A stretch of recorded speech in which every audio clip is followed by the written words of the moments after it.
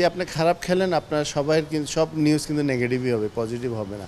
So এখন তো just normal ক্রিকেটই খেলতে পারছে না, যে আপনার বেসিক যে জিনিসটা আছে, ব্যাটসম্যানরা খেলবে 50 ওভার, সেখানে আমাদের ব্যাটসম্যানরা আপনার শেষে 10 ওভার বলাররা গিয়ে ব্যাটিং করছে।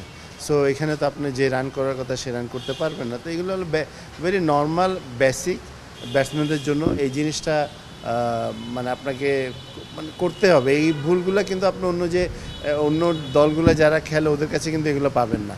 হয়তো বা ওরা ম্যাচ হারে জিতে, বাট এই সমস্যাগুলো আসলে বিরাট সমস্যা হয়ে দাঁড়াচ্ছে আমাদের জন্য। এবং এটা একটা দুইটা ম্যাচ হলে ঠিক আছে, বাট এটা ডে বাই ডে এটা হতেই যাচ্ছে। আপনার গত 2 বছর থেকে আমি দেখছি যে আপনার ব্যাটসম্যানের বিরাট সমস্যা।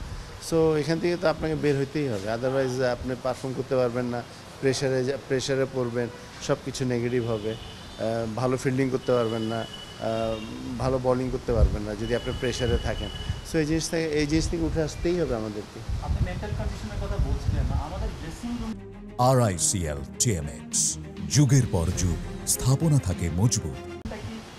না, সব মনে করেন আমি তো আর ড্রেসিং রুমের খবর জানি না, বাট অ্যাজ এ ক্রিকেট যে এক্সপিরিয়েন্স আমার আছে, দূর থেকে খেলা দেখে যেটা আমার কাছে মনে হচ্ছে যে প্লেয়াররা আপনার অতিরিক্ত প্রেশারে থাকে। অ্যান্ড কিসের জন্য প্রেশারে থাকে এটা আমি জানি না, বাট আপনি যদি বেশি প্রেশারে থাকেন তো আপনি তো আপনার নর্মাল ক্রিকেট খেলতে পারবেন না।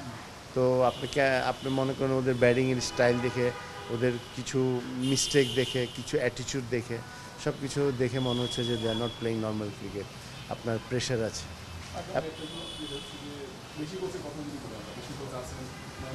এটা আমাদের তো কোচ, দেশীয় কোচ, আমরা মানে ক্রিকেট বোর্ড তো ডেফিনেটলি আপনার ভালোর জন্য, আপনার সালাউদ্দিনের রিপুটেশন ভালো, বাট এখন যেহেতু ব্যাটিং খারাপ করছে, আপনার দোষ তো সবাইকে নিতে হবে, ইভেন আমাদেরও এটা আমরাও মেনে নিচ্ছি। বাট খারাপ লাগছে যে এইসব স্টেজে এই ধরনের মিস্টেকগুলো নর্মালি অন্য দলগুলো করে না, যেগুলো আমরা করছি।